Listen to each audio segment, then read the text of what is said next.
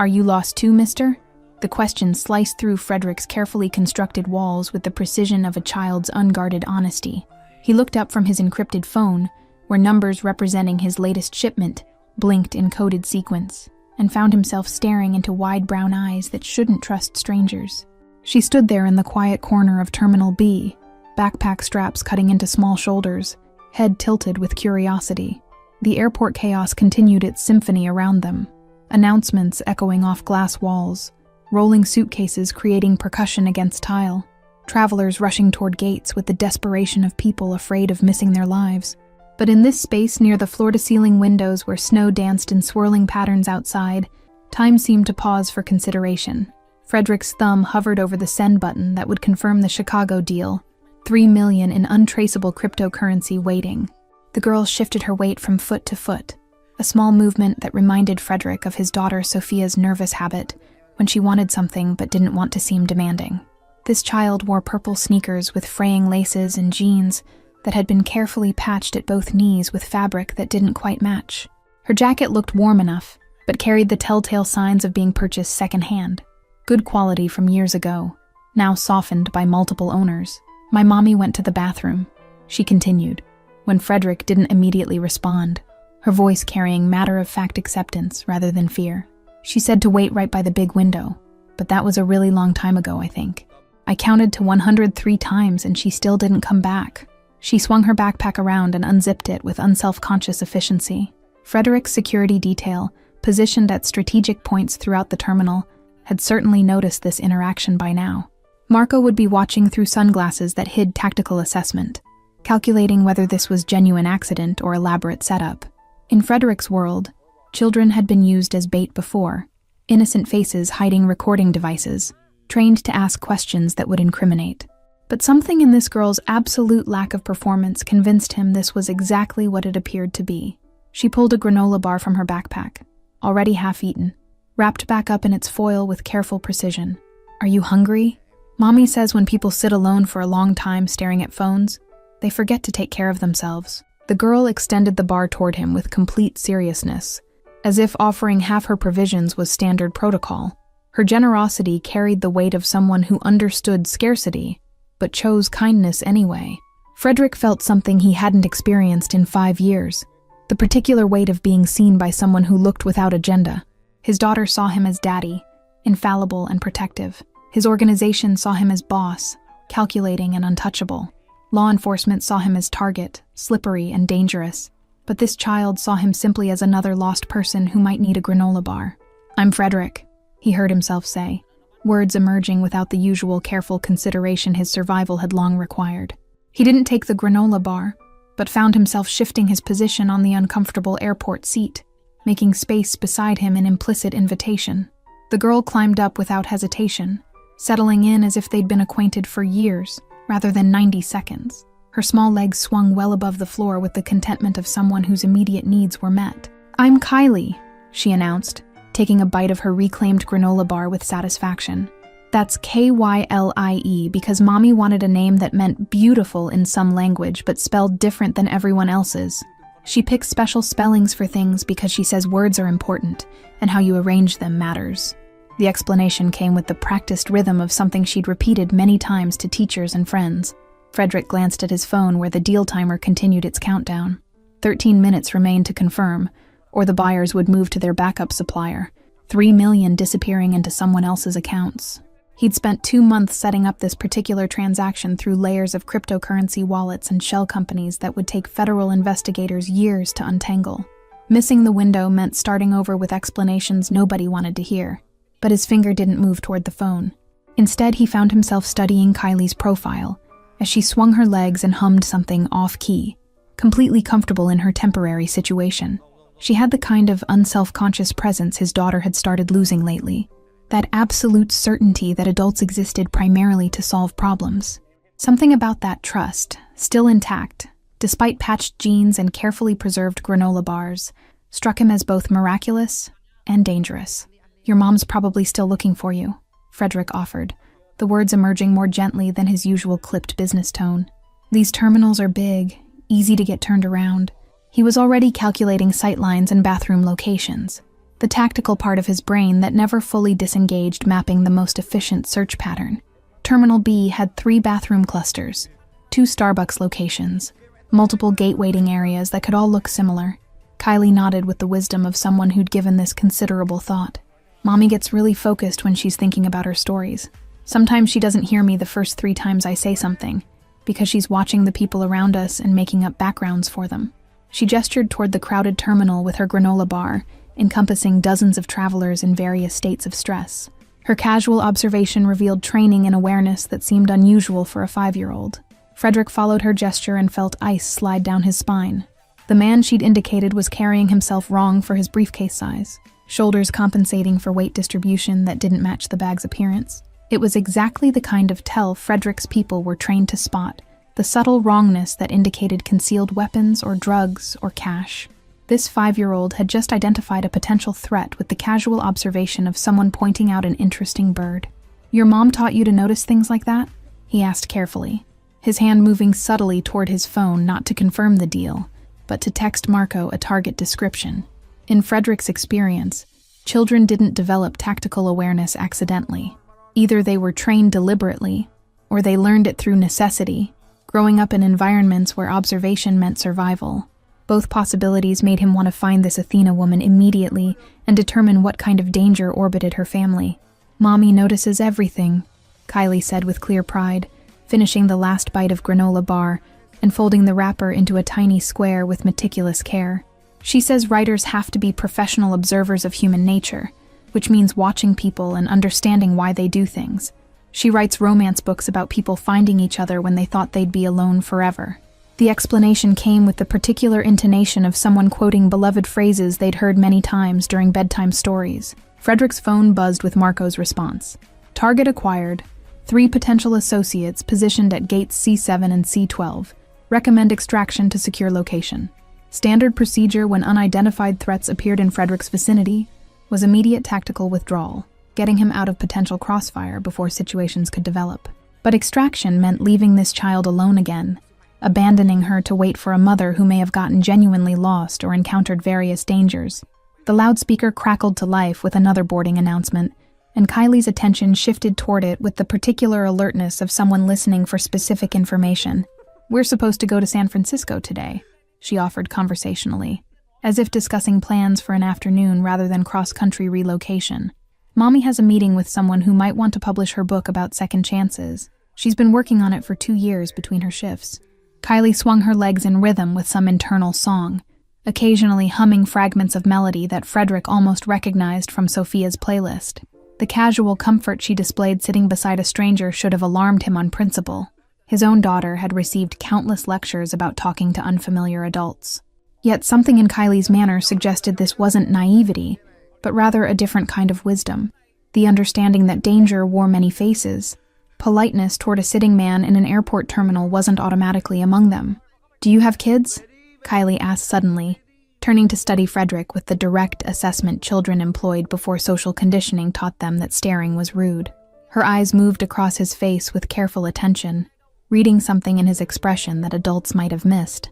"You have the look my friend Emma's dad gets when he watches her on the playground, like you're seeing someone else who isn't there but you wish they were." The accuracy of that observation knocked the breath from Frederick's lungs with more force than any physical blow had managed in his carefully violent life. He did have that look, caught it sometimes in mirrors when thoughts drifted to Sophia spending another evening with nannies and bodyguards.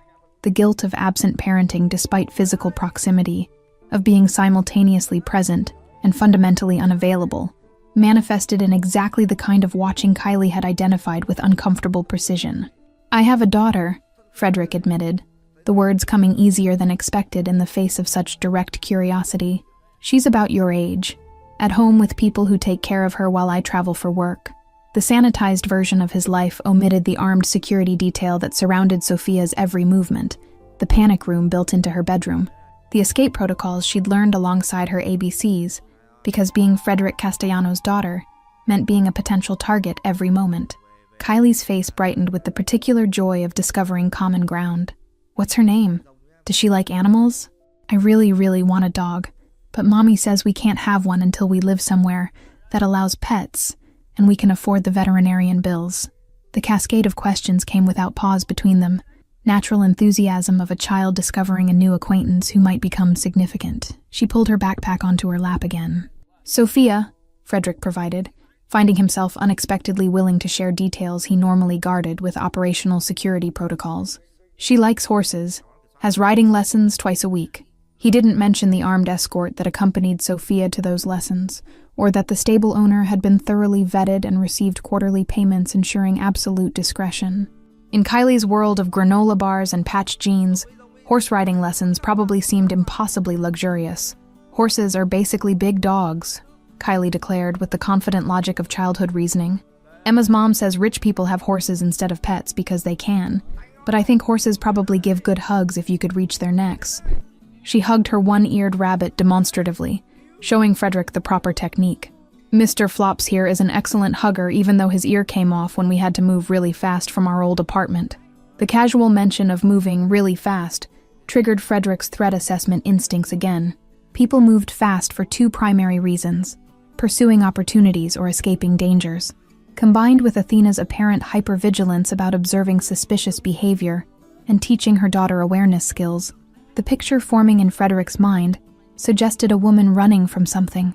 Ex-husband, maybe, or bad relationship that ended badly, fleeing across state lines to San Francisco where publisher meetings provided legitimate cover.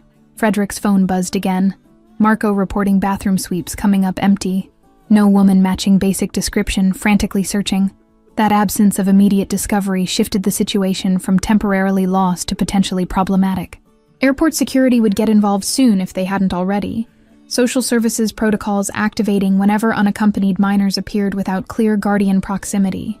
The machinery of official intervention would separate Kylie from her mother through bureaucratic necessity, creating exactly the kind of documented crisis that people running couldn't afford. "How long ago did your mom go to the bathroom?" Frederick asked, keeping his tone casual despite the tactical calculations running through his mind. He needed to establish timeline, determine at what point this shifted from minor separation to actual emergency requiring his more extensive resources that would expose his presence to airport security systems, creating records Frederick usually avoided generating. But some situations demanded visibility regardless of personal preference for shadows. Kylie's face scrunched in concentration, small fingers counting something invisible in the air between them. "I'm not good with clock numbers yet, but it was before the big airplane landed that everyone was watching through the window. The really huge one that Mommy said was coming from somewhere across the ocean."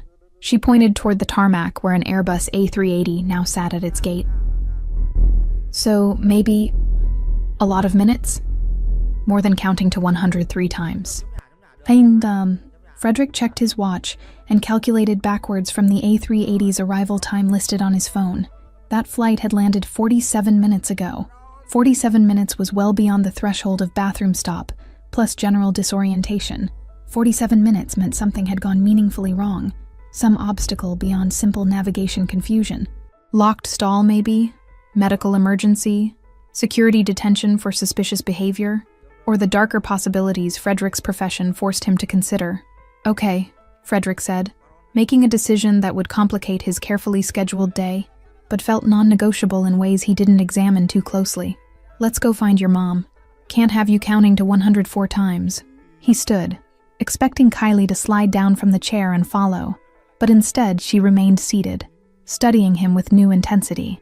Her expression had shifted into something more assessing, less innocent. "You're not a normal mister," Kylie said slowly, her voice carrying consideration rather than accusation.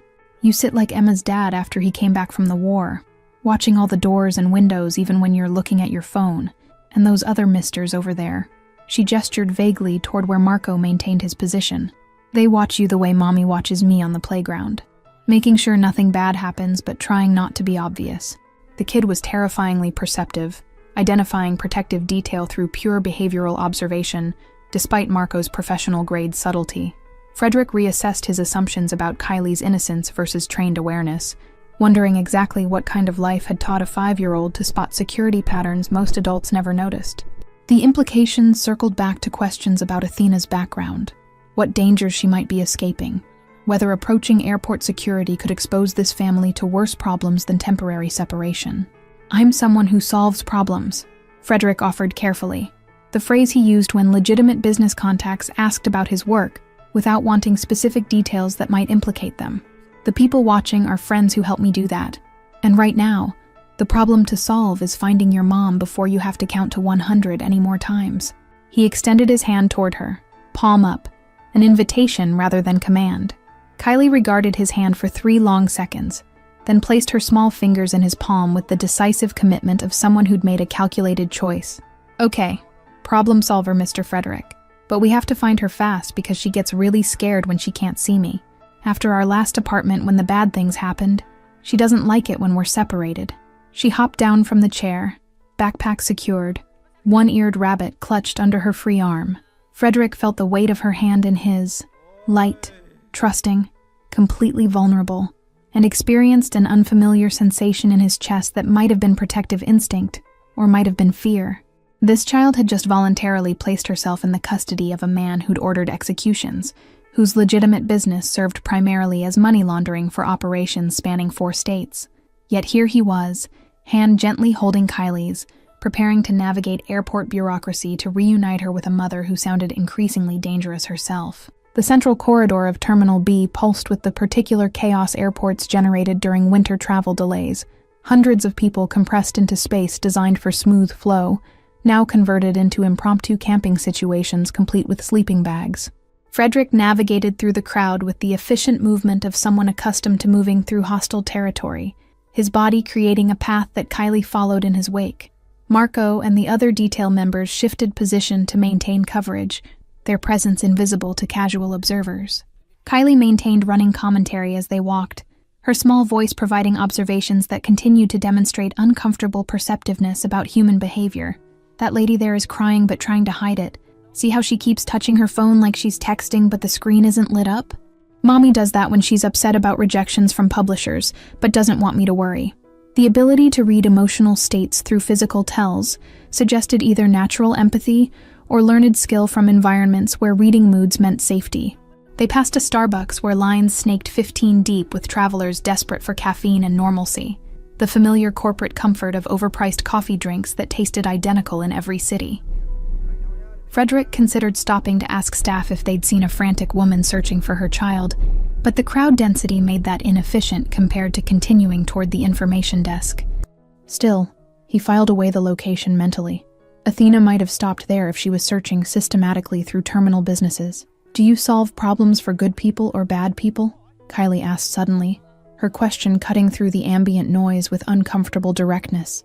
She looked up at him while walking, forcing Frederick to watch where they were going for both of them, trusting his guidance completely while interrogating his character. Mommy says you can tell a lot about someone by who they choose to help. Heroes help people who can't protect themselves. Villains help people who hurt others. The question deserved honesty, even if complete truth would horrify this trusting child. I help people who pay me, Frederick answered carefully, threading between deception and inappropriate revelation. Sometimes those people are good, sometimes they're complicated. Mostly they're people in situations where normal solutions don't work. It was the closest he'd come to acknowledging that his client base consisted primarily of criminals requiring specialized services, protection, transport, enforcement, consultation on matters too delicate for legal channels.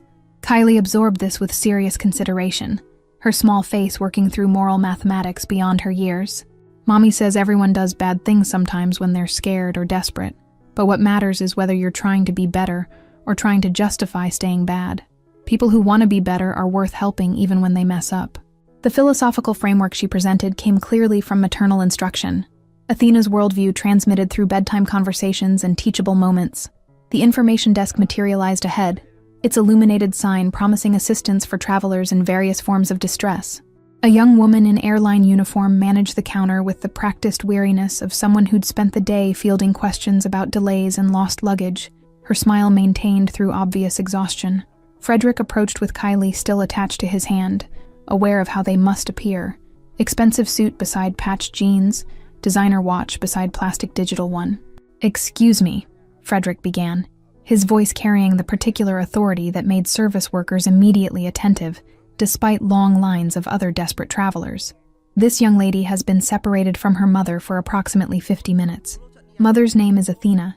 They were headed to San Francisco." He provided the basic details without editorial, keeping his tone professional, the kind of concerned citizen assisting a child, rather than someone with personal investment. The desk agent's expression shifted from customer service routine to genuine concern, her training for exactly this scenario clearly activating. "Oh, honey," she addressed Kylie directly, bending slightly to achieve eye level. "Have you been alone this whole time? Did a nice man help you find me?" The question embedded assumptions about Frederick's role, helpful stranger doing his civic duty, but also carried subtle assessment, evaluating whether his presence represented solution or problem. "I wasn't alone. I was waiting where Mommy told me," Kylie corrected with precision. "Then I found Mr. Frederick, and he said he'd help me find her because he has a daughter too, and understands about worrying."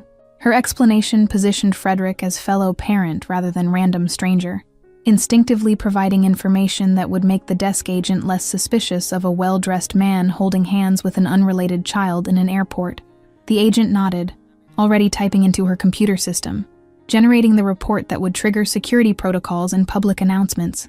"Let me get your information and we'll page your mother immediately. I'm sure she's been looking everywhere for you." Her fingers moved rapidly across the keyboard, professional efficiency taking over. "Can you tell me your full name, sweetie? And your mom's full name?" Frederick felt Kylie's hand tighten fractionally in his at the request for full names, that small physical tell revealing anxiety despite her calm exterior. The hesitation lasted only a heartbeat before she provided the information. Kylie Athena Morrison. But that tiny pause confirmed Frederick's suspicions about active avoidance of documentation. Women escaping dangerous situations often changed names, or at least became intensely private about sharing identifying details, teaching their children similar caution. "And you, sir?" The agent turned her attention to Frederick, pen poised above a form that would require his information as the reporting party. "I'll need your name and contact information for our records. Standard procedure when minors are involved." Her tone remained professional but firm, the kind of bureaucratic requirement that couldn't be circumvented regardless of discomfort with official documentation. Frederick's name would go into airport security systems, cross-referenced against various databases. Marco's voice crackled through the nearly invisible earpiece Frederick wore, too quiet for anyone else to hear but clear as conversation to him. "Boss, advise redirect. Your name in their system creates complications we discussed avoiding this quarter." Sound tactical advice, given the ongoing federal investigation that hadn't yet accumulated enough evidence for indictment, but certainly maintained active surveillance on Frederick's movements. Helping a lost child was admirable, but documentation linking him to any civilian situation created potential leverage. Frederick met the desk agent's expectant gaze and made his decision in the space between heartbeats. "Frederick Castellano," he provided clearly, watching her expression for recognition of the name that appeared periodically in business sections and occasionally in crime coverage careful enough to avoid defamation. "Castellano Security Solutions, Chicago." He pulled a business card from his wallet, the legitimate company information, office number that connected to actual receptionists, and placed it on her desk. The agent accepted the card with professional courtesy, entering his information into her system without visible reaction to his name. Either she didn't recognize it, or had been trained not to show recognition when processing reports involving individuals of interest. "Thank you, Mr. Castellano. We'll issue an immediate page for Athena Morrison and alert our security team to be on lookout." She handed Kylie a small stuffed airplane toy from a drawer behind the desk. "You were very brave, sweetie." Kylie accepted the toy with polite gratitude, adding it to her collection alongside one-eared Mr. Flops in her backpack. "Thank you, but I wasn't scared because I found Mr. Frederick, and he wasn't really lost either, just sitting in the wrong place until I helped him find the right one." Her interpretation of their encounter carried the particular wisdom children sometimes accessed, seeing truth adults worked hard to avoid. Frederick hadn't been lost geographically, but the word fit in ways that made his chest tight again. The overhead speakers crackled to life moments later with the announcement Frederick had committed them to. "Athena Morrison, please come to the information desk in Terminal B. Your daughter Kylie is waiting for you at the information desk in Terminal B." The message repeated twice, echoing through the vast space, reaching into bathrooms and restaurants and gate lounges where a frantic mother might be searching. Frederick felt Kylie's hand relax slightly in his, relief evident, even though her expression remained calm. They waited near the information desk while the announcement echoed through the terminal. Kylie's small body pressed against Frederick's leg in a way that suggested she was less calm than her face indicated. Frederick checked his watch, 53 minutes now since Athena had disappeared into a bathroom, crossing into territory where innocent explanations became less probable. The desk agent kept glancing at them with the particular concern of someone trained to spot signs of trafficking or abduction, her suspicion barely masked by professional courtesy. "Do you think something bad happened to her?" Kylie asked quietly, her voice losing some of its earlier confidence. "Like at our old apartment when the police cars came and Mommy made me hide in the closet with headphones on?" The question revealed another fragment of their history, another piece of the puzzle Frederick was assembling about what Athena Morrison was running from. Police involvement suggested domestic violence or criminal activity, either as victim or witness to something that required protective relocation. Frederick knelt down to Kylie's eye level, a gesture that felt foreign to someone who spent most of his time towering over subordinates and competitors. "Your mom is probably fine. Airports are confusing, and bathrooms sometimes have long lines or broken locks." He kept his voice steady, projecting certainty he didn't entirely feel. The tactical part of his mind was already running through darker scenarios: medical emergency, security detention, targeted abduction by whoever they'd fled from. "She has diabetes," Kylie offered suddenly, the information tumbling out with the urgency of someone who'd just remembered something important. "Sometimes her sugar gets too low, and she gets confused and shaky. She always carries candy in her purse, but sometimes she forgets to eat it when she's stressed." The medical detail shifted Frederick's assessment again, adding a whole new category of potential crisis to the situation. Low blood sugar could explain disorientation, inability to navigate back. Frederick stood immediately, turning back to the desk agent with new information that needed to be escalated. "The mother is diabetic. Possible medical emergency involving low blood sugar and disorientation." His tone carried command authority now, the voice he used when situations required immediate action from people who might otherwise move slowly through bureaucratic procedures. The agent's expression shifted from routine concern to active alarm, her fingers already reaching for the phone. "Medical team is being dispatched to check all bathroom facilities in Terminal B," the agent relayed after a rapid conversation with security coordination. "We're also reviewing security footage to track her last known location." She pulled out a tablet, pulling up camera feeds with the efficiency of someone who'd managed crisis situations before. Frederick positioned himself to see the screen, while keeping Kylie close, not wanting her to witness anything potentially traumatic. Marco appeared at Frederick's elbow, his presence sudden but not surprising given the escalating situation. "Boss, we've got eyes on 3 bathroom locations. Want me to coordinate a physical sweep?" His voice stayed low, professional, the kind of discreet offer of resources that wouldn't draw attention. Frederick nodded once, appreciating the initiative while recognizing that deploying his security team for civilian rescue created exposure he'd normally avoid. The tablet screen flickered through various camera angles, corridors, gate areas, restaurant entrances, as the agent searched for footage of a woman matching Athena's description. Kylie pressed closer to Frederick, standing on tiptoe to try to see, her small hand gripping his jacket with intensity. "She was wearing a blue sweater," Kylie provided helpfully. "The one with the small hole in the sleeve she keeps meaning to fix but never has time." "There," the agent said suddenly, freezing the footage on a timestamp from 49 minutes earlier.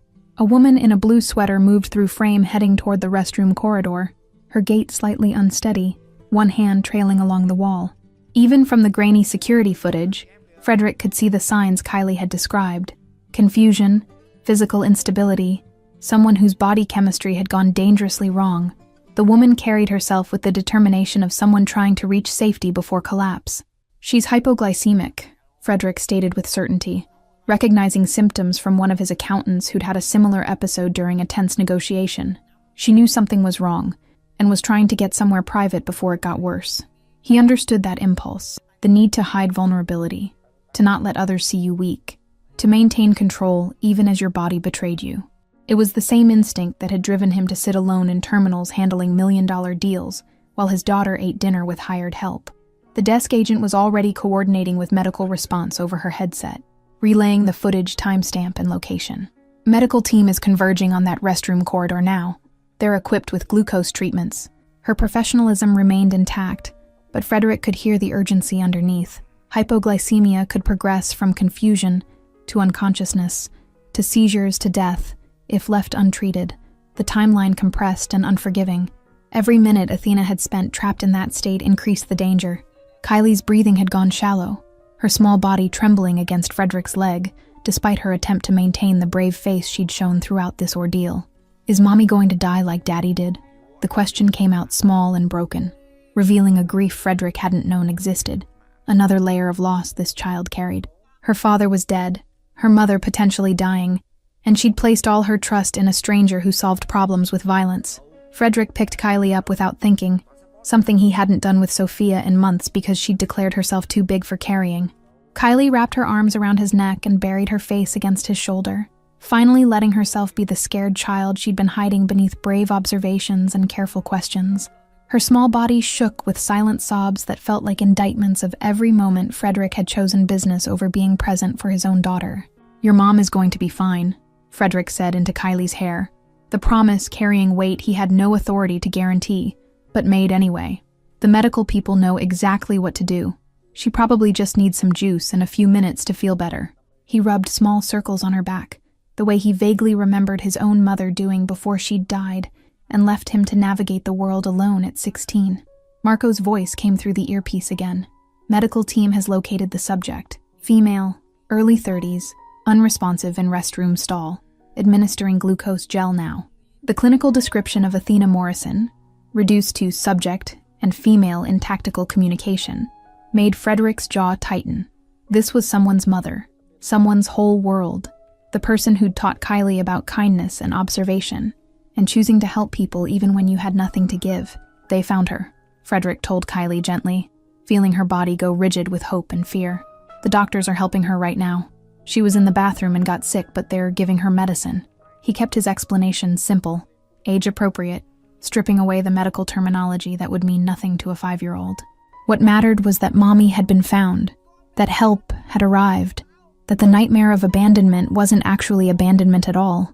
The agent's headset crackled with updates that Frederick could partially hear. Patient responding to treatment, consciousness returning, requesting her daughter. "They're bringing her here," the agent confirmed with visible relief. "She's conscious and stable."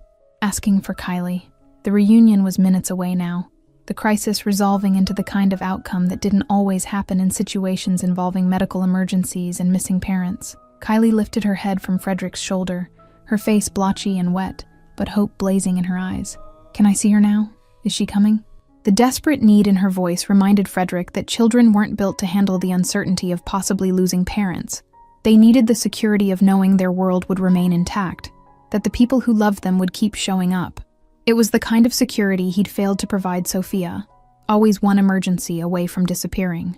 "She's coming," Frederick confirmed, setting Kylie back on her feet but keeping his hand on her shoulder. "You'll see her in just a minute." He scanned the corridor leading from the medical response area, watching for the gurney or wheelchair that would carry Athena Morrison back to her daughter. Marco had repositioned closer to the restroom corridor, providing overwatch for the medical team's approach, treating the civilian emergency with the same tactical precision as protecting Frederick from actual threats. The crowd parted, and a wheelchair emerged, pushed by a paramedic in uniform. A woman with dark hair and exhausted eyes slumped in the seat with an IV bag attached to a portable pole. Even from a distance, Frederick could see the resemblance. Kylie's eyes and chin, the same tilt of head, the way her hands moved restlessly despite obvious weakness. Athena Morrison looked exactly like someone who'd been fighting impossible odds for so long that even her body had started to rebel.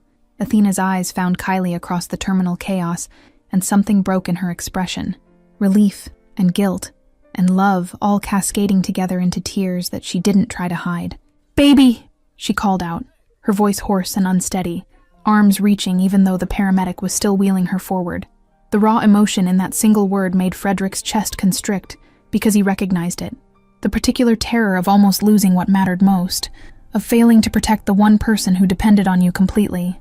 Kylie ran, her backpack bouncing against her shoulders, Mr. Flops's remaining ear flopping with each step, all her careful composure finally shattering into the desperate need to reach her mother.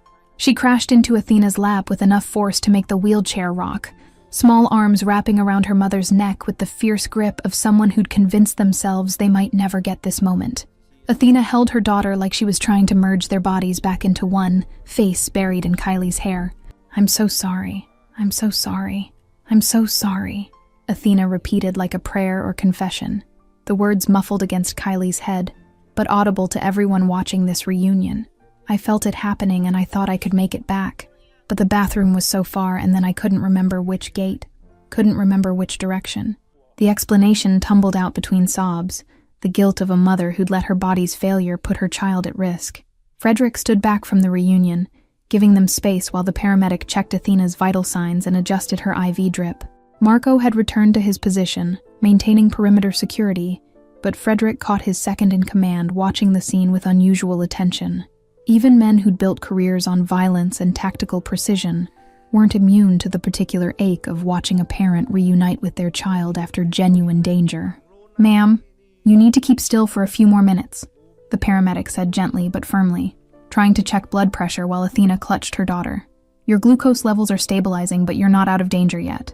We should really transport you to the hospital for observation."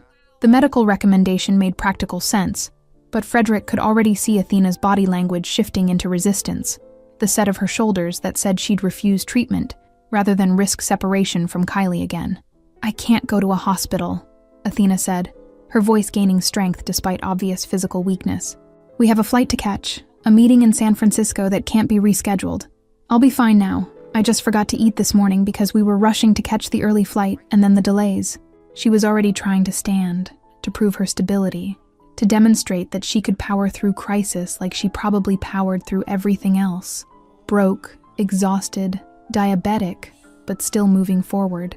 The paramedic looked to Frederick as if he had authority in this situation, as if his expensive suit and air of command meant he could convince this stubborn woman to accept proper medical care. "Sir, can you help me explain that she really should be evaluated? Hypoglycemic episodes can have delayed complications." The appeal put Frederick in an impossible position. He had no actual relationship to these people, no right to influence their medical decisions. Yet Kylie was looking at him too with those wide, trusting eyes. "How long until your blood sugar is fully stable?" Frederick asked Athena directly, treating her like an adult capable of assessing her own risk, rather than a patient who needed management. "And what's the actual danger if you don't go to the hospital versus if you just rest here with monitoring?" He wanted the information that would let her make an informed choice, not the paternalistic assumption that she couldn't handle her own chronic condition. Athena met his eyes for the first time, really looked at him, and Frederick saw her processing who he was, the expensive suit, the commanding presence, the security detail that hadn't escaped her writer's observation skills. "You're the person who found her," she said, the statement carrying weight beyond simple gratitude. "Kylie told me about the problem solver who has a daughter and watches all the exits." Her description revealed just how much Kylie had shared during their time together, how much this perceptive child had seen. "Frederick Castellano," he introduced himself formally, extending his hand to a woman sitting in a wheelchair with an IV in her arm. "I was sitting near where your daughter was waiting." She asked if I was lost too. The echo of Kylie's question hung between them, carrying layers of meaning neither of them acknowledged directly.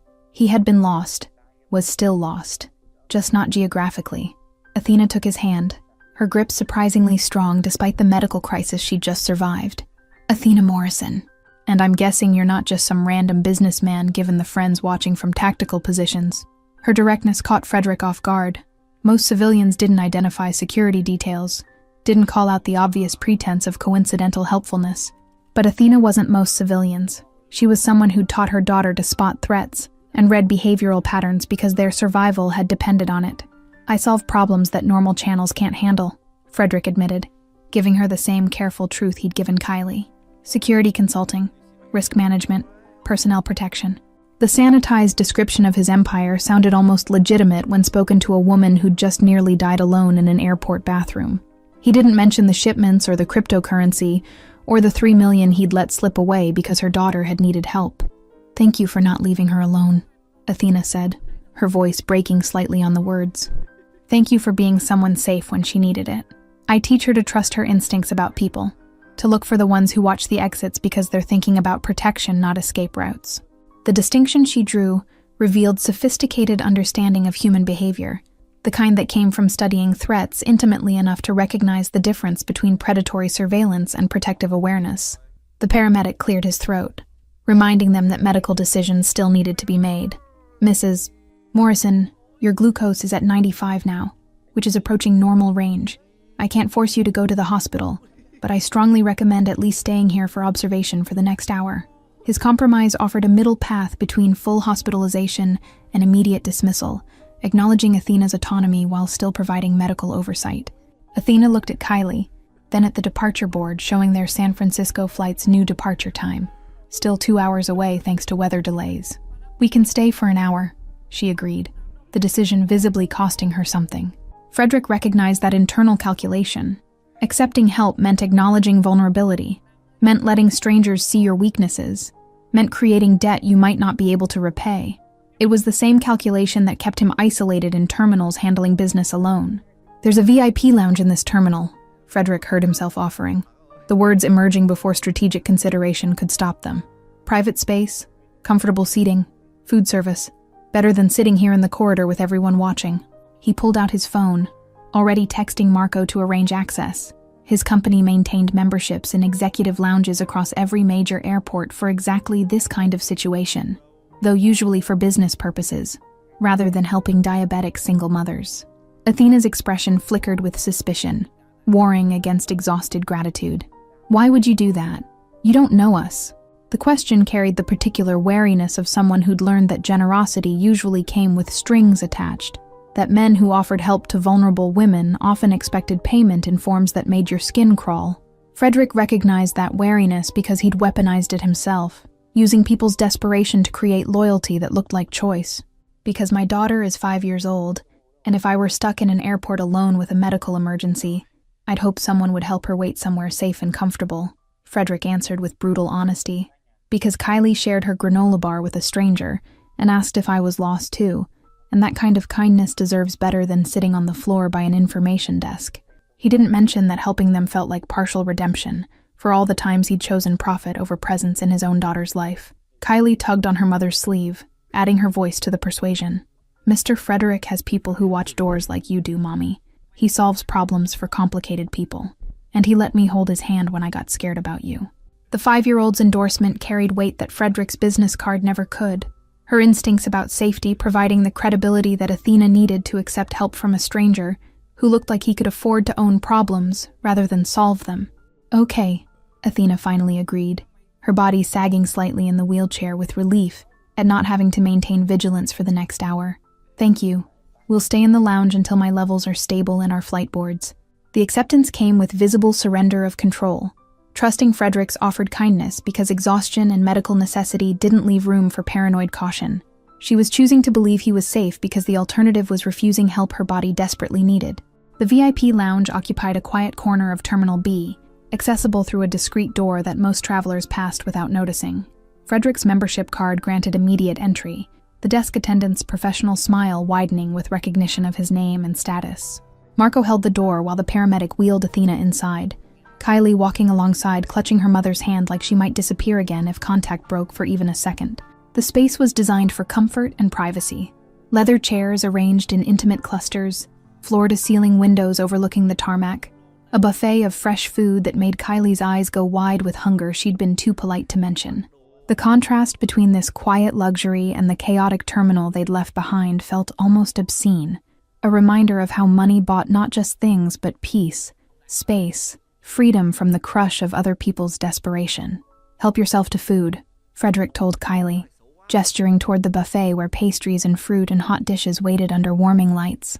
"Your mom needs to eat too, protein and complex carbs to keep her blood sugar stable." He directed the last comment to Athena, who was watching everything with the sharp attention of someone cataloging details for later. The writer in her was probably already constructing narratives about wealthy businessmen and chance encounters, filing away observations for future stories. Kylie approached the buffet with reverent caution, like someone not quite believing this abundance was truly available to her. She selected items carefully: a banana, a croissant, a small container of yogurt, taking only what seemed reasonable rather than loading up despite obvious hunger. The restraint in her choices told Frederick everything about how Athena had raised her, teaching careful resource management because scarcity had been their constant companion. "Take more," Frederick said gently, coming to stand beside Kylie at the buffet. "Take whatever you want. Nobody's counting here." He loaded a plate with more substantial options: cheese, crackers, grapes, a sandwich, and brought it to where Athena now sat in a proper chair. the wheelchair abandoned and the IV removed since her levels had stabilized enough for the paramedic to leave them under the lounge staff's observation.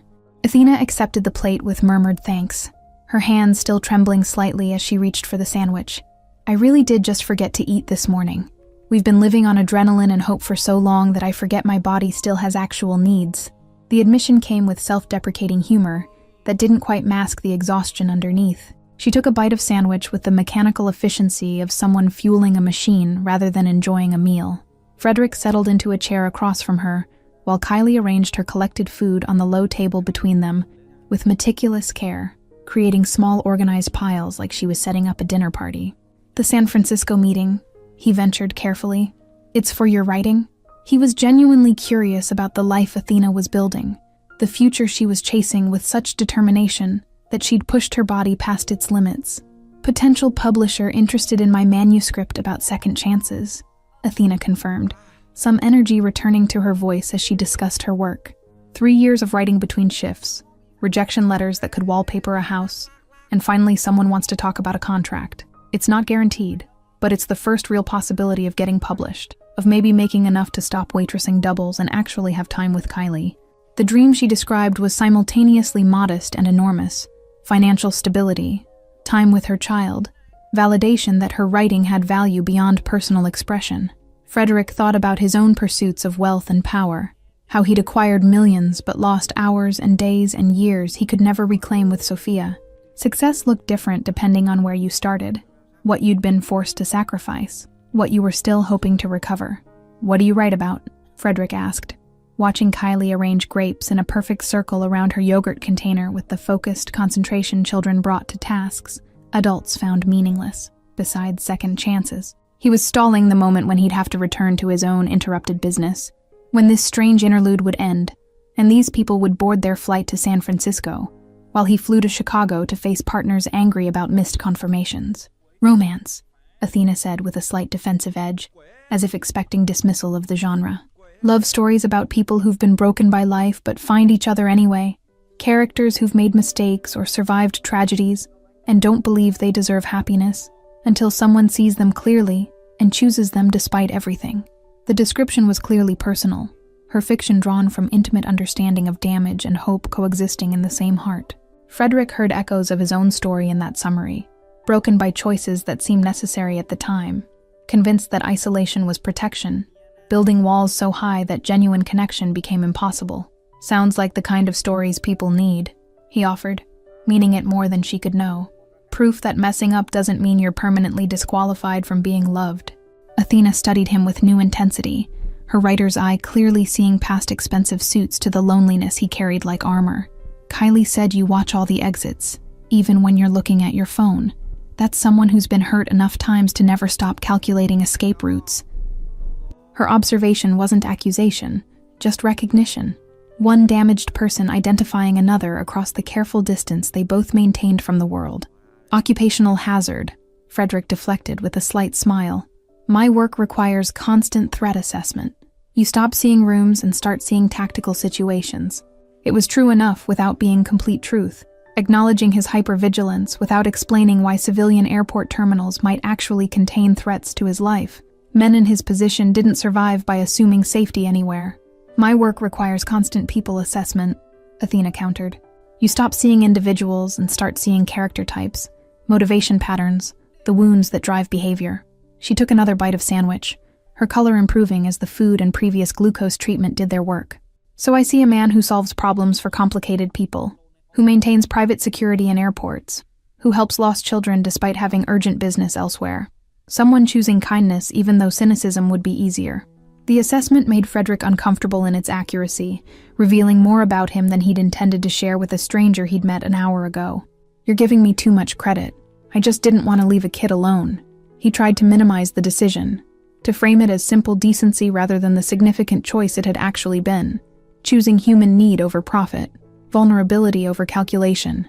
You gave up something important to help us, Athena insisted quietly, glancing at his phone where notification after notification had been silently accumulating throughout their crisis. Business that couldn't wait, judging by how many times you've checked your messages without responding. Whatever you lost by staying with Kylie, it was significant. Her perception was unnervingly accurate. seeing through his attempts at casual dismissal to the actual cost of his kindness. Frederick didn't deny it, because lies felt wrong in this space where they'd accidentally created safety together. $3 million deal that required confirmation in a window I missed, because your daughter asked if I was lost too. The confession emerged without his usual careful editing, the truth stark and strange. My partners are probably already working with the backup supplier, wondering why I dropped completely silent. Athena's eyes widened at the figure, processing the magnitude of what his choice had cost. $3 million. You stayed with Kylie instead of confirming a $3 million deal. She looked at her daughter, still arranging food with artistic precision, oblivious to the business discussion happening above her head. Frederick, I don't know how to process that someone would choose helping us over that kind of money. It's just money, Frederick said, surprising himself with the dismissal of a sum he'd once killed to protect. It'll come around again in different form, but Kylie needed someone to not walk away, and apparently, I needed to be that person more than I needed the cryptocurrency transfer. The admission revealed something about his own hunger for redemption that he usually kept buried under tactical planning and profit calculations. Kylie had finished arranging her food and now ate with the focused determination of someone making up for missed meals, her small face serious as she alternated between bites of croissant and careful spoonfuls of yogurt. Frederick watched her methodical approach to eating and recognized the same discipline he'd taught Sophia about finishing tasks completely before moving to the next. These survival skills children learned, whether from necessity or training, shaped them in ways that lasted long after the circumstances that required them had passed. Mr. Frederick, Kylie said between bites, do you think Mommy and I will like San Francisco? She showed me pictures of the hills and the bridge, but I've never seen an ocean before. The question carried the particular mixture of excitement and anxiety that accompanied major life changes, the hope that this move would finally be the one that stuck, that created stability, instead of just another temporary station before the next escape. I think you'll like anywhere your mom is, Frederick answered honestly, the truth of it settling something in his chest. The location matters less than having someone who makes sure you eat breakfast and teaches you to notice the world around you. He wasn't talking about San Francisco anymore, but about the security Athena provided despite economic precarity, the emotional safety she'd built for her daughter even when physical safety had been compromised. Athena's eyes glistened at his words, a small crack in the armor she maintained showing through. I'm trying to give her what I didn't have, a parent who shows up consistently, who prioritizes her needs, who teaches her that love doesn't come with conditions or violence. The last word slipped out before she could catch it, revealing another piece of their history. Kylie's father hadn't just died. He'd been violent, and his death had probably been relief mixed with grief. Frederick understood that particular cocktail of emotions, had felt it himself when his own father had died in prison, serving time for crimes that paled compared to what Frederick himself had done since taking over the family business. Liberation and loss tangled together until you couldn't separate them, until you stopped trying to figure out whether you were supposed to mourn or celebrate. You just moved forward because the alternative was drowning in complicated feelings. Sophia's mother left when she was 6 months old, Frederick heard himself sharing, words he rarely spoke aloud even to people in his inner circle. Decided motherhood wasn't what she'd signed up for, that being connected to me and my business was too dangerous or too boring or both. So I've been doing the single-parent thing for 5 years, mostly failing at the balance between keeping her safe and actually being present. The confession emerged with surprising ease in this quiet lounge space. But you showed up today, Athena pointed out gently, her writer's instinct for the truth cutting through his self-criticism. When Kylie needed help, you didn't calculate the cost-benefit analysis and walk away. You sat with her, you searched with her, you brought us here where she could eat real food and I could recover without public spectacle. That's showing up, Frederick. That's the part that counts.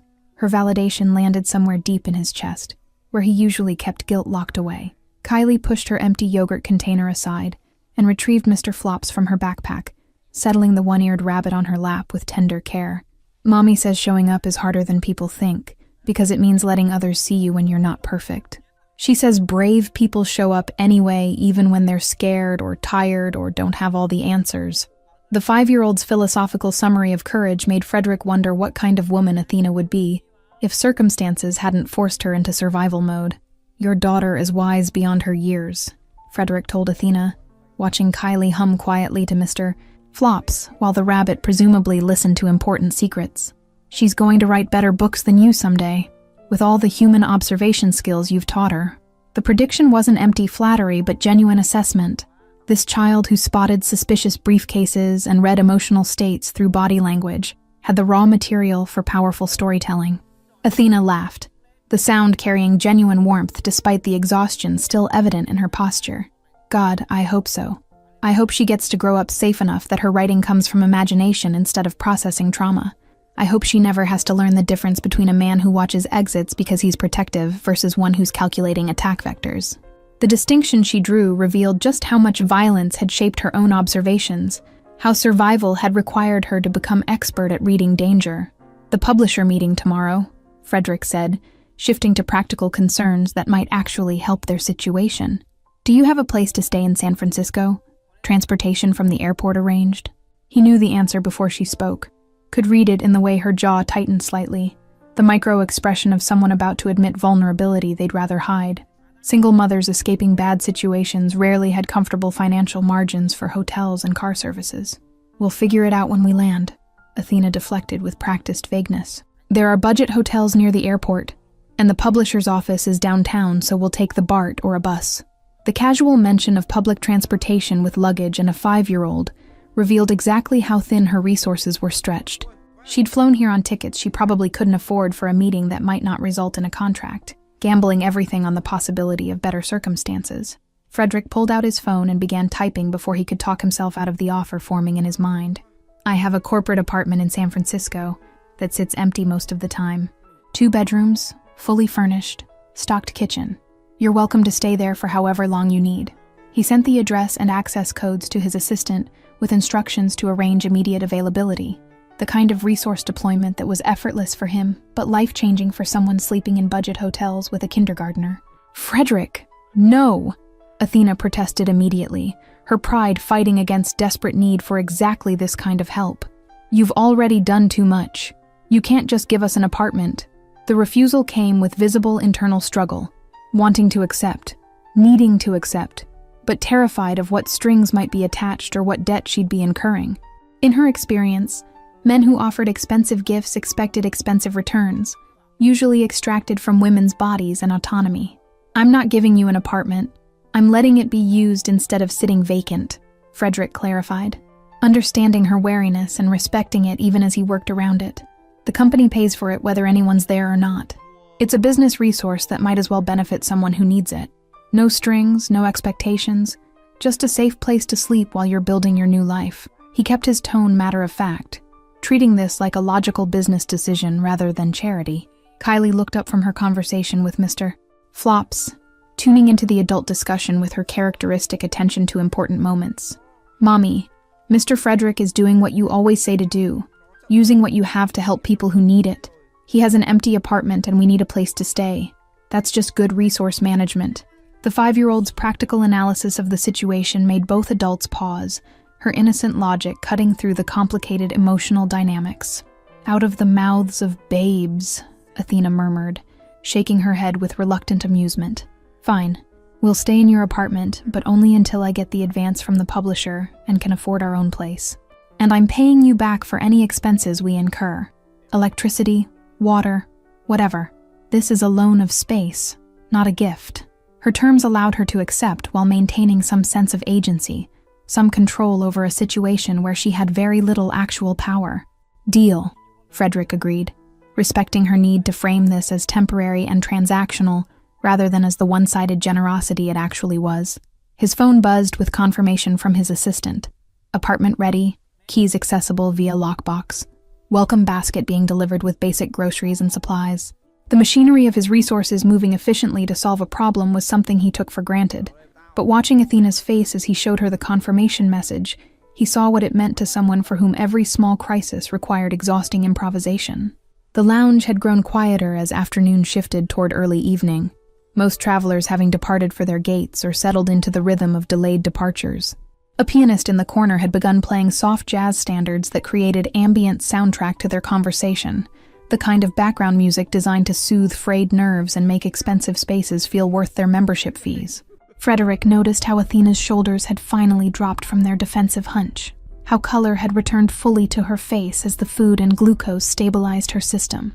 She looked younger when not braced for the next crisis, when allowed to simply exist in a moment without calculating survival strategies. Kylie had abandoned her empty plate to explore the lounge's small library corner, running her fingers along book spines with the reverence of someone who'd learned to treat books as treasures, because new ones were rare luxuries. She pulled a picture book from the shelf and settled into an oversized chair that swallowed her small frame, Mr. Flops positioned beside her as reading companion. The image of her daughter safe and occupied allowed Athena to turn her full attention back to Frederick, and he felt the weight of her gaze assessing him with new depth, the writer's eye cataloging details she'd been too crisis-focused to notice before. His watch was expensive but understated, his shoes custom but not flashy. Everything about his presentation suggesting wealth that didn't need to announce itself because power did that announcing automatically. "The address is in Pacific Heights," Frederick added, watching her process that information with widening eyes.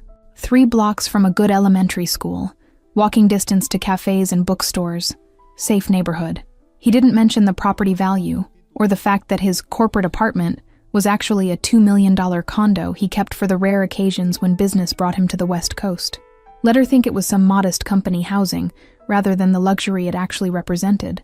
Pacific Heights, Athena repeated slowly, probably calculating what rent in that neighborhood would cost, realizing that his casual corporate apartment was someone else's entire life dream. "Frederick, I don't even know what to say.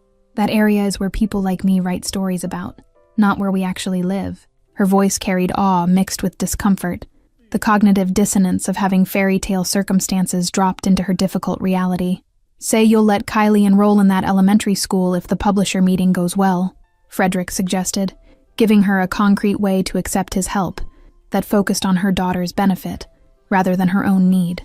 "Say you'll use the time and space to finish your next manuscript. Say you'll stop sleeping in budget hotels and start sleeping somewhere your diabetes won't be triggered by stress and missed meals." Each reframe shifted the dynamic from charity to investment in their future. Athena reached across the small table and took Frederick's hand, her grip firm, despite the lingering weakness from her medical crisis. "Thank you for everything, for staying with Kylie, for getting me medical help, for this apartment I don't deserve, but desperately need. You've given us a chance to actually build something instead of just surviving day to day." Tears tracked down her face, but her voice stayed steady, gratitude and hope mixing into something that looked dangerously like the second chances she wrote about in her novels. Frederick squeezed her hand once before releasing it, uncomfortable with the weight of her gratitude even as something in him needed to hear it. "You deserve it because you're raising a kid who offers granola bars to strangers and believes in helping people even when you have nothing to give. That kind of parenting in circumstances that should have made you bitter and closed off is worth every resource I can spare." He meant it with an intensity that surprised him, this fierce belief in protecting what Athena and Kylie represented. The departure board visible through the lounge windows updated with new information. Their San Francisco flight now boarding in 45 minutes at gate C-15. The crisis had passed into normalcy, into the routine moments of travel and transition. Soon, they would board separate planes heading to different cities, this strange interlude ending as abruptly as it had begun. Frederick felt the approaching separation as an unexpected loss, as if he'd found something important and was already watching it slip away. Frederick sat in his Chicago office 6 weeks after the airport encounter, reviewing quarterly profit reports that should have commanded his full attention, but somehow felt less important than they had before Kylie asked if he was lost too. The numbers were good, better than good actually, with new distribution channels opening, and law enforcement attention focused elsewhere. His empire was thriving in the way criminal enterprises did when leadership remained sharp, and competitors stayed eliminated or intimidated into cooperation. But the success felt hollow in ways that Frederick couldn't quite articulate even to himself. The usual satisfaction of winning at a game where losing meant prison or death, replaced by restless questioning of whether winning this particular game was worth the cost. He'd missed another of Sophia's writing lessons yesterday, stuck in a meeting with suppliers who demanded FaceTime to trust the new arrangements. His daughter had stopped asking when he'd be home for dinner, accepting his absence as default state rather than exception. His personal email pinged with a notification that pulled him from the financial spreadsheets and their evidence of blood money converted into legitimate assets through layers of corporate complexity. The sender name stopped him cold: Athena Morrison, the woman from the airport whose crisis had cost him $3 million and somehow hadn't made him regret the loss. He'd thought about them occasionally over the past weeks, wondering if the publisher meeting had gone well, if they were settling into the apartment he'd offered. The email opened with a photo attachment that loaded slowly on his secured connection. Kylie standing in front of a bookshelf in what Frederick recognized as his Pacific Heights apartment's living room, holding up a drawing she'd made. The picture showed 3 stick figures labeled Me, Mommy, and Mr. Frederick, all holding hands under a sun with rays extending to the edges of the paper. The innocent artistry made something in Frederick's chest twist uncomfortably, reminded him that children created permanence from brief encounters, that 5-year-olds didn't understand the difference between temporary kindness and lasting connection. "Dear Frederick," the email began, Athena's voice coming through in the careful word choices and slightly formal tone. "I hope this message finds you well, and that I'm not overstepping by reaching out to your personal email. Kylie insisted I send you the picture she drew, and I confess I wanted to update you on how your extraordinary generosity has changed our lives." The opening acknowledged their strange relationship. Not quite friends, not business associates, something undefined that existed because of crisis and choice. She wrote about the publisher meeting that had exceeded her hopes, resulting in a 2-book deal with an advance substantial enough to cover several months of expenses, while she completed revisions on the first manuscript. The contract wouldn't make her wealthy, but it created breathing room she hadn't experienced in years, space between survival and crisis, where actual life could happen. She'd enrolled Kylie in the elementary school Frederick had mentioned, the one 3 blocks from his apartment, and her daughter was thriving with educational stability she'd never had before. The details Athena shared painted a picture of normalcy that Frederick envied despite his wealth and power. School pickups and playground conversations with other parents, writing sessions in cafes while Kylie did homework, cooking dinners in a kitchen large enough to move comfortably. The apartment he'd offered without thinking had become the foundation for the kind of life Athena had been chasing through multiple relocations and desperate gambles. His casual resource deployment had been her miracle, and the disparity in what it meant to each of them made Frederick acutely aware of his privilege. "Kylie asks about you constantly," Athena's email continued, the admission carrying weight Frederick felt across the digital distance. "She wants to know if you found what you were looking for, if you're still lost or if someone helped you like you helped us. I don't have answers to give her because I don't know if it's appropriate to maintain contact after everything you've done. But I'm writing anyway because Kylie's instincts about people have kept us safe, and she believes you need friends as much as we needed your help." The observation hit Frederick with uncomfortable accuracy. Kylie's question about whether he was lost had been literal for her but metaphorically precise for him. He was lost, had been lost for years in the machinery of his criminal empire, going through motions of accumulation and protection, without clear destination or purpose beyond survival and dominance. The child had seen through his expensive suit and tactical awareness to the fundamental loneliness underneath, the same isolation Athena carried despite being surrounded by her daughter's love. Frederick read the email 3 times, processing not just the words, but the decision behind sending it, Athena reaching out despite uncertainty about appropriateness, despite the power imbalance between them, despite not knowing what he might expect in return. She was choosing connection over self-protection, vulnerability over safety, exactly the kind of courage she'd described her characters needing in her romance novels.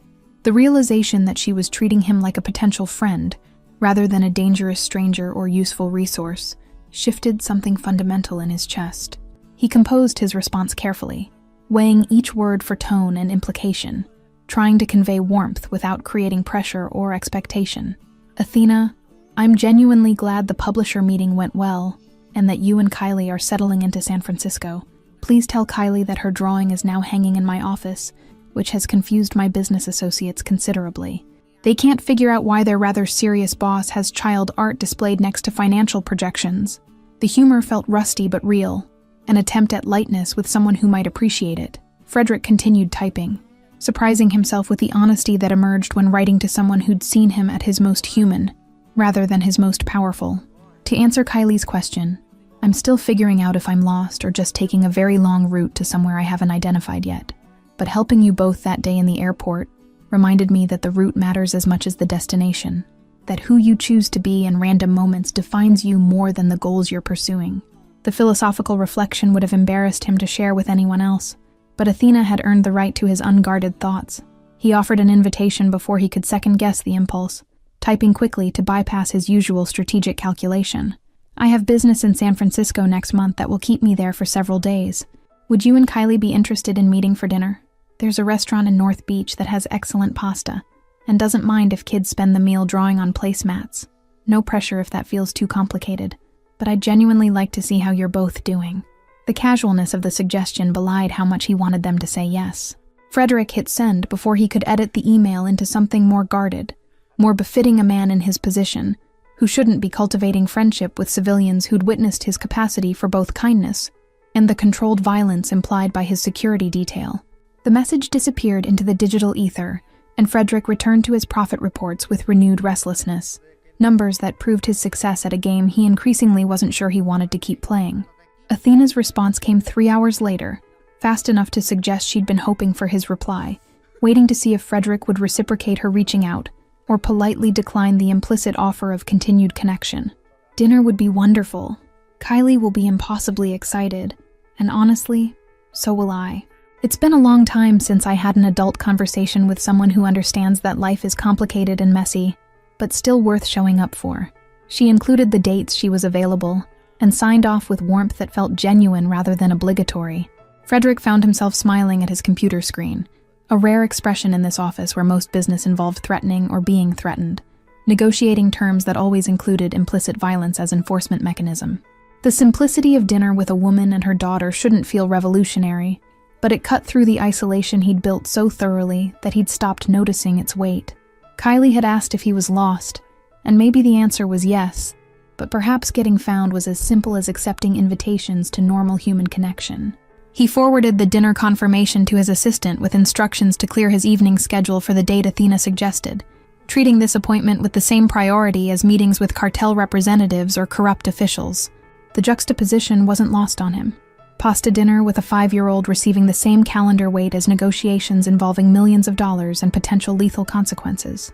But Frederick was learning that priority revealed itself in choices about time allocation, and he was choosing differently than he had before. An airport encounter changed his calculations. Marco appeared in his office doorway without knocking, a privilege only his second-in-command enjoyed. "Boss, you've got that look," Marco observed with the bluntness of someone who'd known Frederick for 15 years and survived multiple attempts on both their lives. The one you get when you're about to make a decision the family won't understand. The family Marco referenced wasn't biological, but organizational.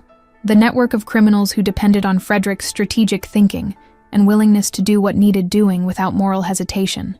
"Just accepting a dinner invitation," Frederick replied mildly, not looking up from his computer where he was already researching restaurants near Athena's location that would suit a child-friendly evening. "Nothing that affects business operations." The deflection came automatically, but Marco's skeptical expression suggested he wasn't buying the dismissal. In their world, everything affected business operations because there was no separation between personal and professional. Your relationships were either assets or liabilities, tools or vulnerabilities. The restaurant Frederick selected for their San Francisco dinner occupied a converted Victorian in North Beach, family-owned for 3 generations with red check tablecloths and genuine warmth that money couldn't manufacture artificially. He discovered it years ago during a business trip that had gone sideways, spending hours hiding from potential threat in their back dining room while the owners plied him with pasta and pretended not to notice the gun under his jacket. They'd never asked questions, never demanded explanations, just kept his coffee cup full and his presence unremarked upon until danger passed. It was the kind of establishment that understood how to be sanctuary without making it awkward, and Frederick thought Athena and Kylie might appreciate that particular species of quiet acceptance. The month between confirming dinner plans and actually sitting across from them in that restaurant stretched interminably, despite being packed with the usual chaos of Frederick's operation. Territory disputes requiring negotiation, supply chain disruptions demanding creative problem-solving, the endless tactical chess of staying ahead of law enforcement interest while maintaining profitable enterprise. But underneath the familiar rhythm of criminal administration, Frederick found himself thinking about what he'd wear to dinner, whether bringing Sophia would be too much too soon, or exactly the right move to show Athena he was serious about this being real friendship, rather than calculated networking. The uncertainty felt foreign and uncomfortable. This caring about someone's opinion of him beyond whether they feared or respected his capacity for violence. "The woman and kid from the airport," Marco stated rather than asked, his intelligence network obviously having kept tabs on the situation even after the crisis ended. The ones you gave the Pacific Heights place to, the ones whose situation cost you the Rodriguez deal. His recitation of facts carried no judgment, just observation, waiting to see how Frederick would contextualize choices that looked dangerously like attachment to people who couldn't offer any strategic value. Frederick met Marco's gaze directly, willing him to understand something Frederick himself was only beginning to articulate. That 5-year-old asked me if I was lost too, and I realized I've been lost for a decade while thinking I knew exactly where I was going. Maybe it's time to try a different route. The explanation was insufficient but true. The best he could offer to explain why he was investing time and attention in people who represented everything his position required him to avoid. Vulnerability, genuine care, the possibility of choosing connection over calculation. Marco absorbed this for several long seconds, then nodded slowly with something that might have been understanding, or might have been resignation that his boss was veering into territory that made security complicated. Just remember that different routes don't change the destination if you're still starting from the same place, and our starting place has a lot of bodies buried in the foundation. The warning was gentle but real. Frederick couldn't escape what he'd done, or what he was by having dinner with a struggling writer and her perceptive daughter. I know, Frederick acknowledged quietly, the weight of his history settling back onto shoulders that had briefly felt lighter. But maybe I can choose who I'm becoming, even if I can't change who I've been. Maybe that matters more than I've given it credit for. The philosophy felt fragile and uncertain, but something about Kylie's drawing hanging on his wall and Athena's invitation to normal human friendship made him want to believe that choosing differently going forward could mean something despite everything that came before. 11 months after their first meeting, Frederick stood in the same Terminal B of the same airport, though this time he wasn't alone in the quiet corner by the windows. Sophia held his hand with the excited grip of a 6-year-old about to meet the girl from Daddy's stories, the one who'd asked if he was lost and somehow helped him find direction he hadn't known he needed. His daughter wore her favorite purple dress and had insisted on bringing a gift, a stuffed horse from her riding stable, carefully selected because Mr. Frederick had mentioned Kylie's one-eared rabbit. The past year had unfolded in email exchanges that became video calls, that became weekend visits when Frederick's business in San Francisco occurred with increasing frequency. Athena's first book had published to modest but genuine success, her stories about broken people finding each other resonating with readers who recognized their own complicated relationships to love and redemption. Kylie had thrived in her new school, making friends and losing some of the hyper-vigilant wariness that came from unstable housing and constant relocation. Frederick had made changes too, harder ones that involved restructuring his business relationships and beginning the long, complicated process of extracting himself from the most dangerous aspects of his empire. He couldn't erase what he'd done or suddenly become legitimate, but he could choose which deals to accept going forward, could start redirecting his considerable resources toward operations that didn't require violence as primary enforcement.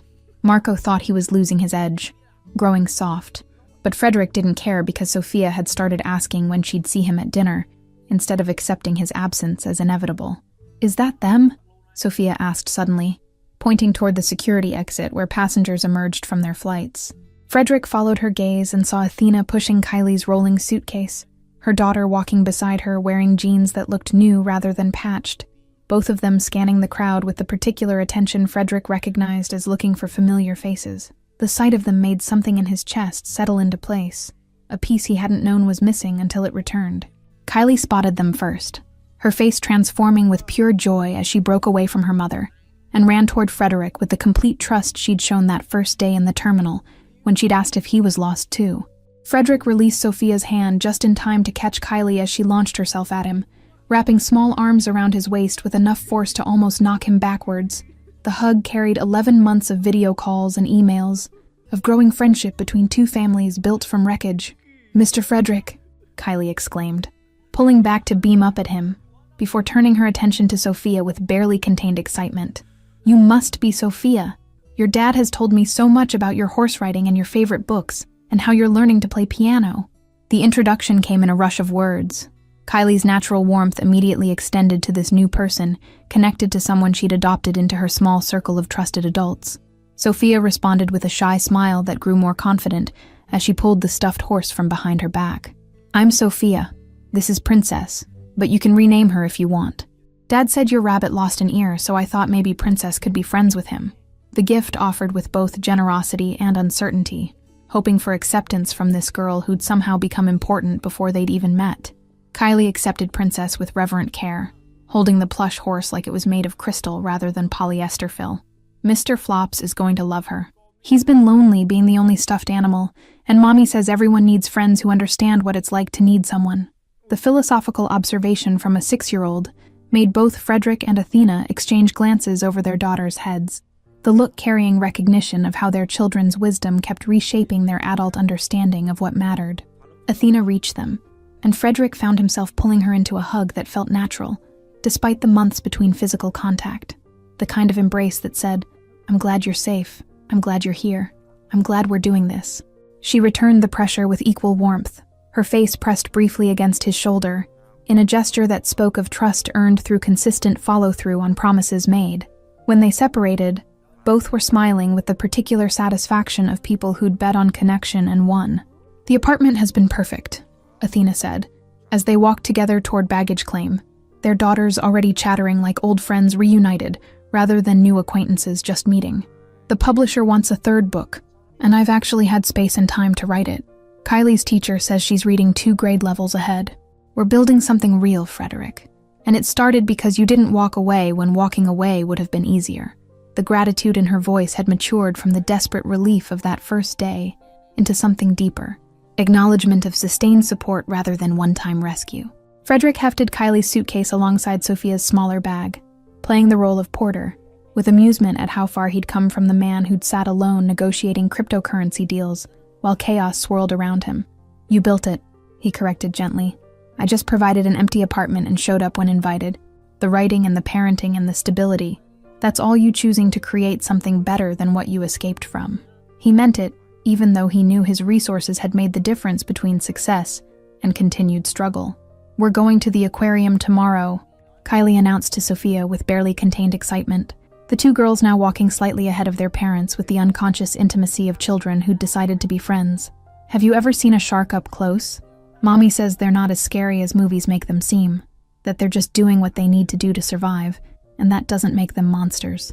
The explanation carried Athena's philosophy about complicated morality, about understanding that survival sometimes required actions that looked threatening from outside.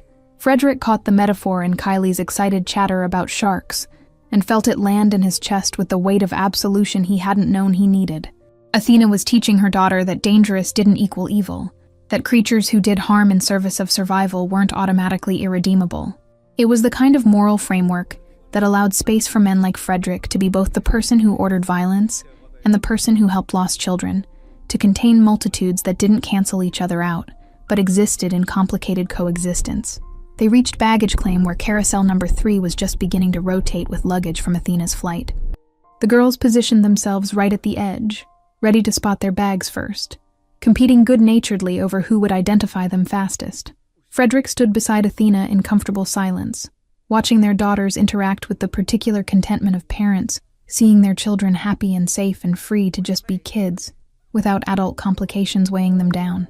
"I wanted to tell you in person, rather than over email," Athena said quietly, her voice carrying nervousness that immediately put Frederick on alert for whatever confession was coming.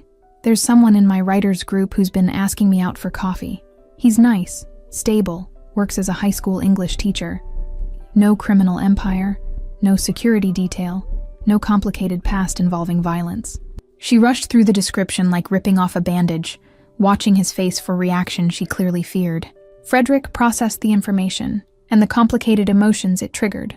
Relief that she was building a life that included potential romance with someone appropriate, unexpected jealousy that surprised him with its intensity, genuine happiness that she felt safe enough to pursue connection beyond their strange friendship.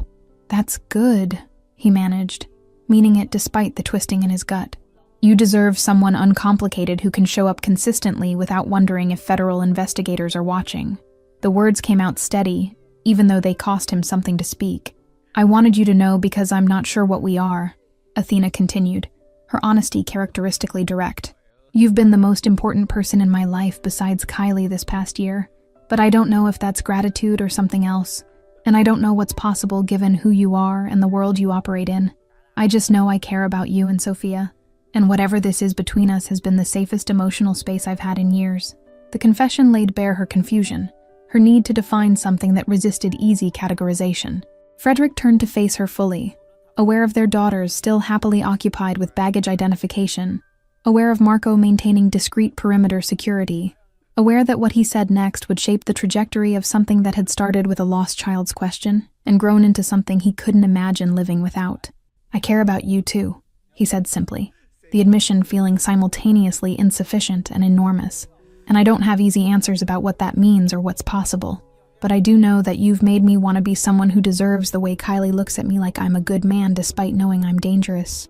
Athena's eyes glistened with emotion she didn't try to hide, her hand reaching out to touch his arm briefly before falling away. "Maybe we don't need to define it right now. Maybe it's enough that we keep showing up for each other, keep letting our daughters be friends, keep choosing connection even when it's complicated."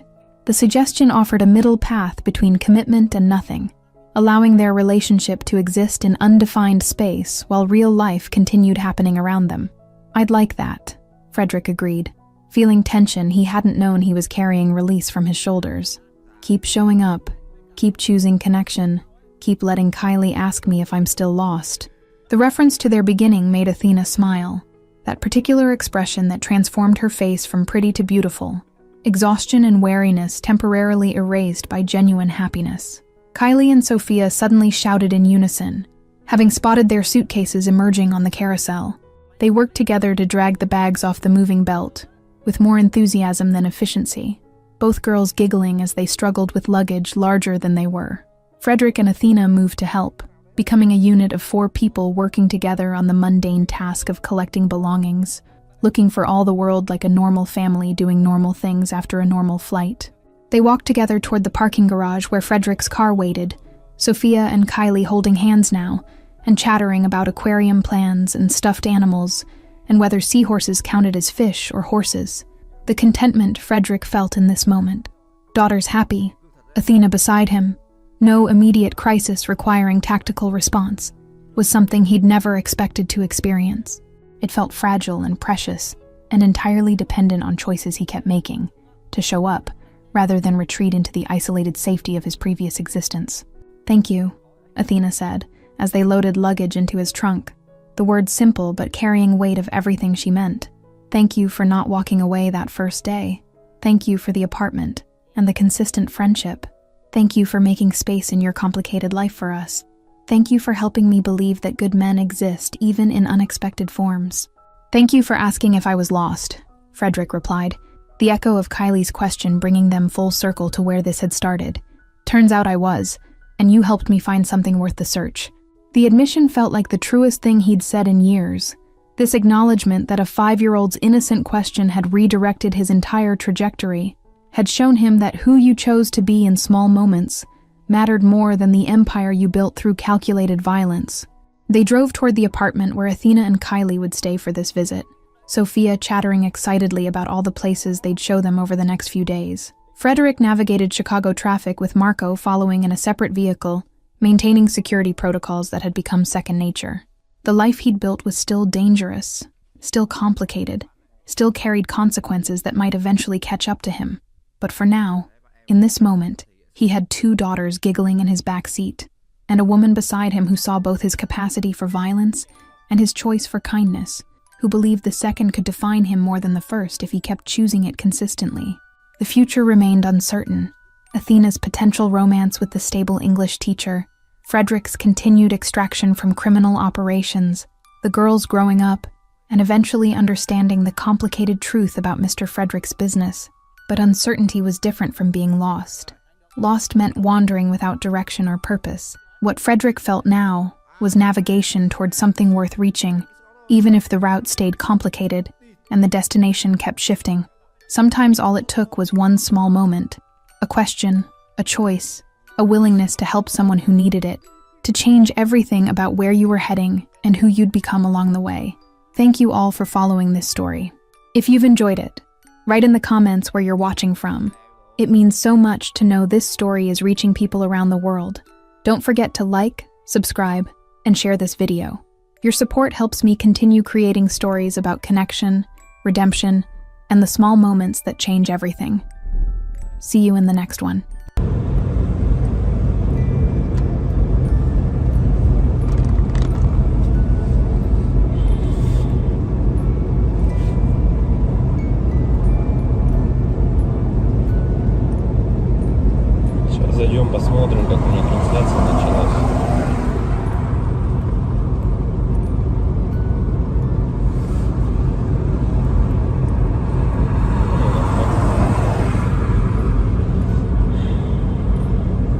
если вот рассматривать, я говорю, задумываясь о том, что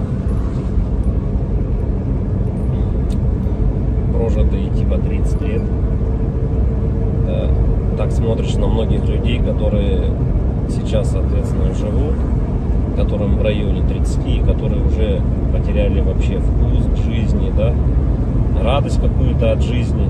Таких, причем, кстати, становится все больше и больше. Мне кажется, этот средний возраст, когда говорили, что начинается вот этот кризис среднего возраста, он тоже сместился, как и говорят, что сейчас люди, в принципе, быстрее взрослеют, быстрее приходят, осмысливают все, да, почему-то это всегда все в плохом больше ключе на самом деле, да, вот что сейчас дети, к примеру, быстрее взрослеют, вот, и мне кажется, кризис вот этот среднего возраста, он, наверное, тоже сместился, и вот я думаю, что он сместился где-то в районе 30 лет. Опять-таки, это тоже не со всеми, наверное, связано. Не у всех людей так, все люди разные. И как-то приходишь к той мысли о том, что помимо того, что люди сами по себе стали такие вот, наверное, депрессивные, да, времена такие сложные, да, вот это вот еще извне много каких вещей случается, на данный момент, которые людям усугубляют эту ситуацию на самом деле, вот этой депрессии, вот этих кризисов, да, каких-то переходных моментов в жизни. И непонятно, если конец этому всему, да, наступает для людей потом белая полоса в жизни, или они не могут выбраться из нее. Примеров достаточно на самом деле много. К примеру, вот сосед у меня есть такой хороший парень был. И есть, он хороший человек сам по себе. Но вот у него сейчас очень сложные времена такие, как бы дизмораль на него напала. О том, что он не реализовался в своей жизни к 30 годам, что жизнь у него кончена. И не может он выбраться из этой ситуации. Да? Как говорят,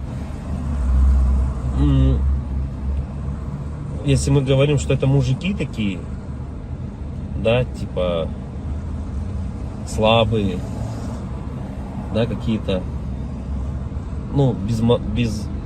безморальные, как бы такие вот, что в основном это случается, наверное, зачастую, может быть, это у мужиков случается в этом возрасте, такой кризис, наверное, да, каких-то неудач в своей жизни, не пришедших ни к чему достойному и хорошему. Но вопрос в том, что это мужики такие, типа слабые, или времена такие стали, что если вот разобраться так, вот, например, возьмем даже с древних времен, когда человеку нужно было добывать пищу самому, да, там убивать мамонтов, мужику стоило там сходить на охоту. Да, на охоту он сходил, кого-то там добыл добычу, принес домой, да, что-то где-то там поделал дома, и все как бы. И это, возможно, как работа тоже на ежедневной основе, да, была. И как бы мужик в то время считался, еще воином были, они воинами были, не воевали, да. В любом случае это все такая в основном физическая была работа, типа стратегии именно добычи пищи какой-то себе. Тут вот требовалось, возможно, какое-то знание, да, тут я не спорю. Но в основном это была физическая работа. Если взять, к примеру, не такие далекие времена, когда там люди вот только выходили из пещер, да, взять даже, допустим, 50 лет назад, 100 лет назад, да, когда люди работали на заводах, и что тогда считалось именно мужиком, да, таким. Разница была, наверное, нынешними временами в том, что если ты работал, к примеру, на заводе на каком-то, то тебе было этого всего достаточно. То есть ты уходил на завод, отработал свое время, да, пришел домой, какие-то тоже там, может, домашние дела, и, ну, и этого тебе было достаточно на самом деле. Как бы и все, и заключалась вся суть именно мужчин, ну вот, как бы устроиться главное на завод и работать физически, опять-таки, да, получить какое-то образование, так, ну, как бы среднеспециальное, к примеру, да, какой-нибудь токарь, идти на завод, отработать там 8-12 часов. Ну, это не легкая работа, я не спорю тоже с этим. Но опять-таки, этого зато было достаточно. Человек уходил, он отрабатывал там 12 часов и понимал, что ему будет всего достаточно. Ради этого и была, наверное, главная и основная мотивация. Да? И если перенесемся мы, наверное, в наше время уже, сейчас, на данный момент, то есть люди просто не знают на самом деле, как заработать. Как получить жилье, как получить новый автомобиль. То есть способов получения данного результата его нету как такового. Это говоря о том, что ты будешь ходить на работу по 8, по 12 часов, допустим, сутками там работать, да, ты не заработаешь на машину, заработаешь ты на нее через 5 лет, если ты там не будешь ни пить, ни есть, как бы, да. Ну ладно, если вообще не тратить деньги, то заработаешь год. Ну такого же невозможно, это же только где-то в сказках. С учетом нынешних трат, то есть даже при зарплате какой-то средней, там 100 тысяч рублей, ну где-то 60, где-то 70, где-то 80, возьмем от 60, наверное, до 120, то есть, к примеру, достижение результата такой, как, к примеру, квартира, недвижка какая-то своя, это кредиты, ипотеки, то есть вот здесь и сейчас ты берешь. И залазя все глубже и глубже, то есть, как сказать, взял ты, к примеру, себе недвижимость, да, в ипотеку, пусть оно будет так.